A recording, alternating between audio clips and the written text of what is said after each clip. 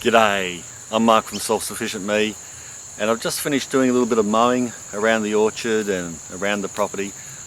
I come across our nectarine tree, or one of our nectarine trees, and I see that the birds are starting to eat the fruit, and I thought, look, I might just show you guys this tree just for a bit of fun and let you know some of the damage that birds can do. Now, I know this is a bird eating this tree, or the fruit off this tree, because you can tell when a possum or a bat eats the fruit, you can see their teeth or incisors. They rasp on the fruit, and you can see, or a rat, you can see the teeth marks. Whereas a bird, they tend to start at one spot and then pick their way into the center of the fruit, almost to the seed in some cases, and then keep eating out like that. And you can see it's a little bit messier, so you can tell if it's been usually tell if it's a bird or an animal that's been eating the fruit. This nectarine is a tropical nectarine. I don't know the name of it, which brings me to another good point. When you do plant fruit trees in your yard, and we've got about 70 in our property, when you plant them, you really should itemize them and write down their proper name. Otherwise, like me, you can forget. Now, I've not itemized most of our trees. This particular one I didn't write down, and I've only got mine on a piece of A4 paper. All my fruit trees sort of blotted down with the names of them. What I really should do is transfer that onto a spreadsheet online and then keep adding to it. That'd be easier and neater to do. Because, fruit trees change, you get new in, some die, you put a new one in that spot, and having it written down by hand is probably not the best way to do it. So this nectarine here, I know it's a tropical one because it's fruiting in the subtropics, and it's fruiting beautifully. It's probably some exotic name like tropical nectarine, or sun tropic nectarine, or sunshine, or something like that. Whatever it is, it's a nectarine. They're beautiful fruit. Here's the damage I was talking about. See the damage? What a shame. I really should have picked this earlier. Now, I do sometimes net our fruit because of our fruit fly in this area.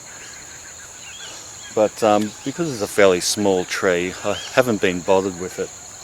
It turns out we're getting about 20 fruit off this tree. We've already picked about 3 or 4. It's quite amazing for such a small tree. So I probably should have netted it. Anyway, before all the fruit gets lost, let's pick one and have a taste and see what it's like.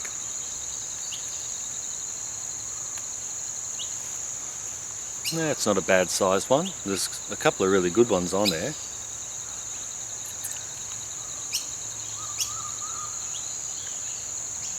It's very juicy. I'm looking for fruit fly because really these trees are prone to fruit fly. Mediterranean and Queensland fruit fly in this area. Because I haven't netted this, it's a bit of an issue.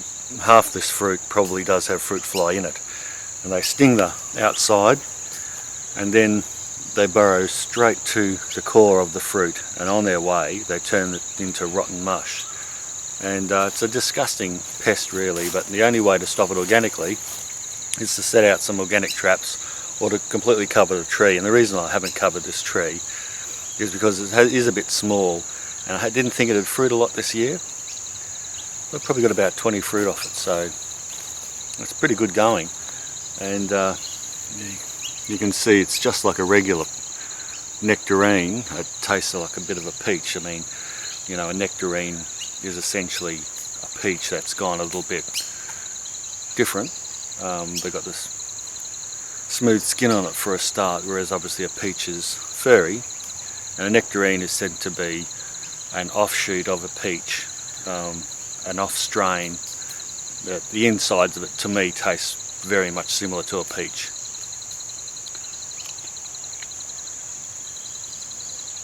Well, no fruit fly in this one, and there hasn't been a lot of fruit fly, to be honest, in this fruit, which is quite unusual. But having said that, there has been a few, and there's going to be years, if I don't start covering this as the fruit tree matures and gets more fruit, I'm just going to lose a lot of fruit, so I really need to cover this one. But anyway, there's a subtropical nectarine growing here in the hot subtropics.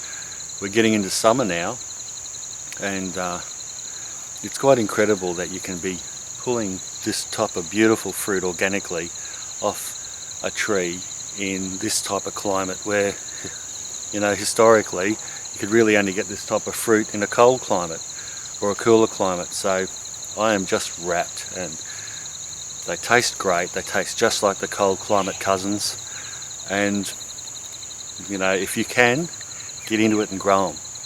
Thanks a lot for watching. Bye for now.